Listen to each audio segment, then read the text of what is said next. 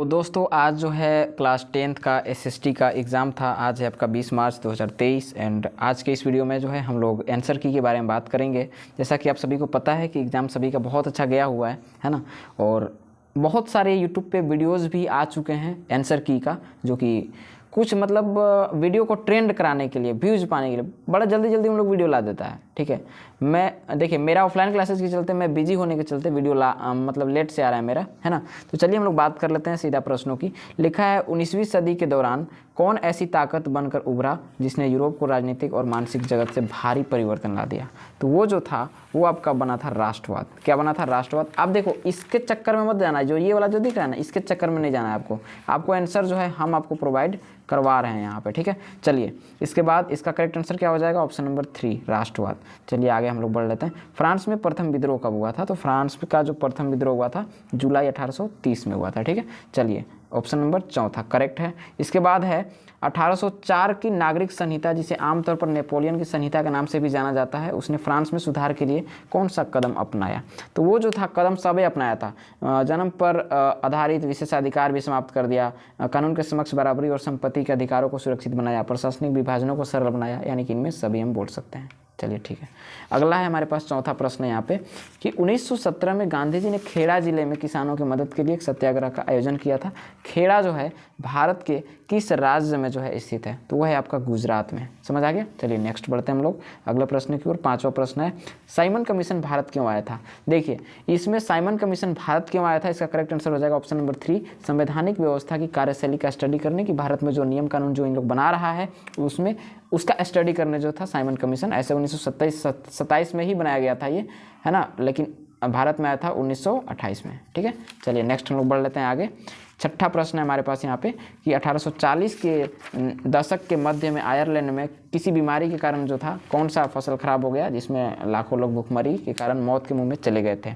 तो वहाँ पे जो करेक्ट आंसर था वो था आपका आलू। क्या था? आलू के चलते आलू का फसल जो था वो बहुत ज़्यादा खराब हो गया था। नेक्स्ट, प्रथम विश्व युद्ध खत्म होने के केवल 2 दशक बाद दूसरा विश्व युद्ध जो था शुरू हो गया, जिसमें से गुट में धुरी शक्तियाँ मुख्य रूप से नाथसी, जर्मनी, जापान, इटली थी, और दूसरा खेमा, है ना, मित्र राष्ट्रों के नाम से जाना जाता था। तो मित्र राष्ट्र में जो है ना वो कौन कौन से आते हैं? तो वो आपके आते हैं ब्रिटेन, सोवियत संघ, फ्रांस, अमेरिका, यानी कि ऑप्शन नंबर 3।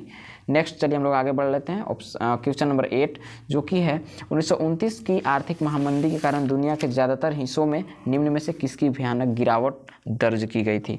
तो देखिए जो भी आर्थिक महामंदी हुआ था, उत्पादन, रोजगार, आय, व्यापार सब हो गया था, यानी कि इनमें सभी चीज़ों में गिरावट आई थी। Option number 4 is the right answer.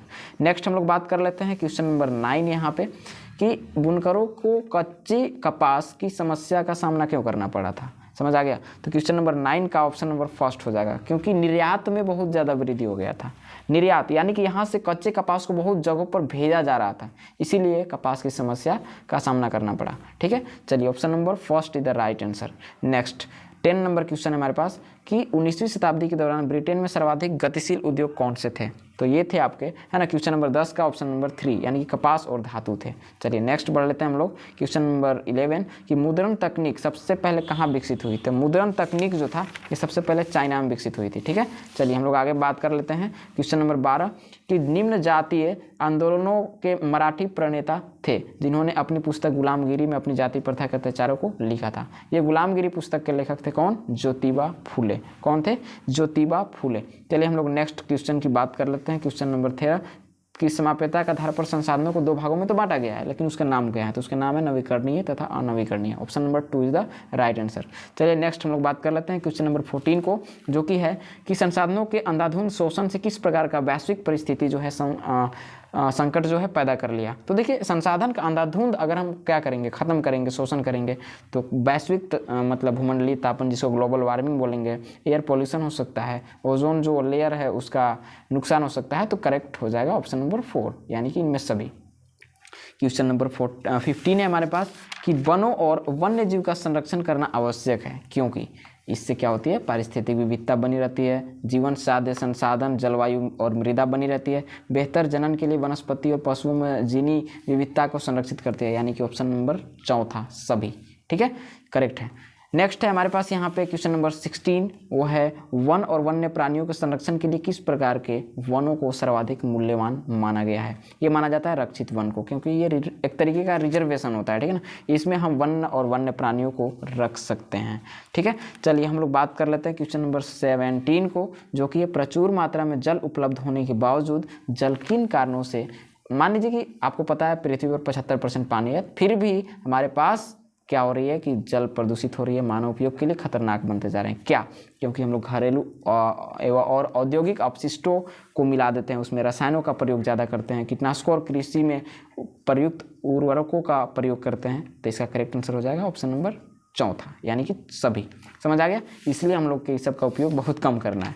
Next चलिए हम लोग बात कर लेते हैं क्वेश्चन नंबर 18, जो कि मानसून के आगमन के साथ जो फसलें बोई जाती है वह किस फसल के अंतर्गत आती है। तो वो करेक्ट आंसर हो जाएगा आपका खरीफ। चलिए नेक्स्ट हम लोग बात कर लेते हैं क्वेश्चन नंबर 19, पवन और सौर ऊर्जा संसाधनों की मतलब काफ़ी ज़्यादा भारत के किस राज्य में उत्पादित की जाती है। तो आपका क्वेश्चन नंबर 19 का हो जाएगा ऑप्शन नंबर 4, यानी कि मध्य प्रदेश। चलिए नेक्स्ट हम लोग बात कर लेते हैं क्वेश्चन नंबर 20 का, जल और उर्वरकों के, देखिए मध्य प्रदेश वाले में ना करेक्ट आंसर यहाँ पर अगर केवल सौर ऊर्जा रहता तो यहाँ पर तमिलनाडु भी हो जाता, लेकिन तमिलनाडु ऑप्शन में ही नहीं है।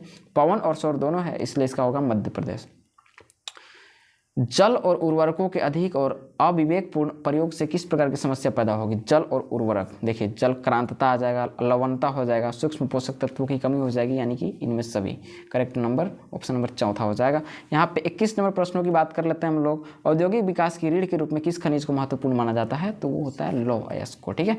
चलिए हम लोग बात कर लेते हैं यहाँ पे 22 नंबर प्रश्नों की, जो कि है निम्न में से किस प्रकार के खनिजों का प्रयोग आणविक ऊर्जा के उत्पादन में किया जाता है। यूरेनियम तथा थोरियम, जो कि रेडियो एक्टिव तत्व होते हैं, आणविक ऊर्जा यानी कि एटम एनर्जी बनाने के लिए जो है हम लोग इसका प्रयोग कर सकते हैं। चलिए नेक्स्ट जो है हम लोग बात कर लेते हैं यहाँ पे कि वायु प्रदूषण निम्न में से किस पर अपना दुष्प्रभाव डालता है। वो एयर पोल्यूशन हो गया, सब पे डालेगा, मानव पे, पशुओं पे, पौधों पर, सभी पे, ठीक है, सभी हो जाएगा यहाँ पे आंसर।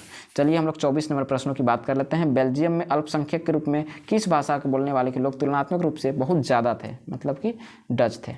समझ आ गया?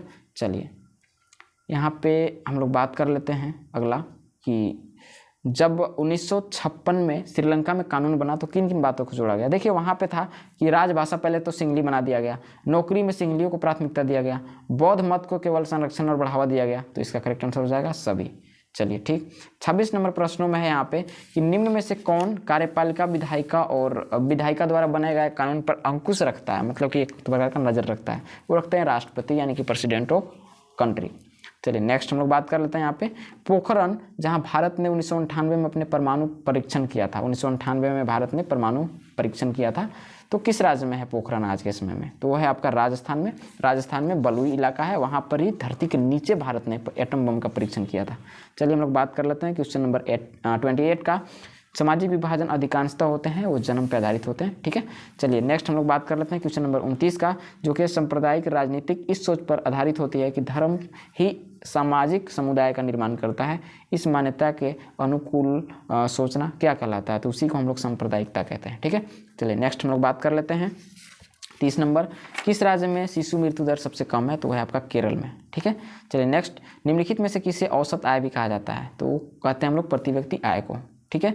नेक्स्ट हम लोग बात कर लेते हैं यहाँ पे सार्वजनिक और निजी क्षेत्र किस आधार पर विभाजित है। ये करेक्ट है यहाँ पे उद्यमों और नियोजित श्रमिकों के आधार पर, है ना। चलिए नेक्स्ट हम लोग बात कर लेते हैं 33 नंबर में, कौन क्षेत्र भारत में सबसे बड़े रोजगार उत्पादक क्षेत्र के रूप में जाना जाता है। तो उसको हम लोग तृतीय क्षेत्रक यानी कि सेवा क्षेत्रक भी बोलते हैं। नेक्स्ट है हमारे पास कि निम्न में से कौन महत्वपूर्ण मध्यवर्ती भूमिका प्रदान करके आवश्यकताओं के दोहरे संयोग की जरूरत को खत्म कर देती है। तो ये होता है मुद्रा, जो कि मध्यवर्ती भूमिका प्रदान करता है, ठीक है। चलिए 35 नंबर प्रश्न है हमारे पास, सामान्यतः जो बहुराष्ट्रीय कंपनियां होती है उसी उत्पादन इकाई स्थापित करती है जहां बाजार नज़दीक हो, कम लागत श्रमिक उपलब्ध हो, उत्पादन के अन्य कारक उपलब्ध हो, यानी कि ऑप्शन नंबर चौथा इनमें से सभी हो जाएगा। चलिए हम लोग बात करते हैं 36 नंबर प्रश्न की, जो कि है विभिन्न देशों के बाजारों को जोड़ने या एकीकरण में निम्न में से कौन सहायक होता है। तो वो सच है कृषि ही होता है। नेक्स्ट हम लोग बात कर लेते हैं यहाँ पे 37 में कि 1960 के दशक में सुव्यवस्थित ढंग से उपभोक्ता आंदोलन का उदय निम्न में से किस कारणों से होता है। समझ आ गया।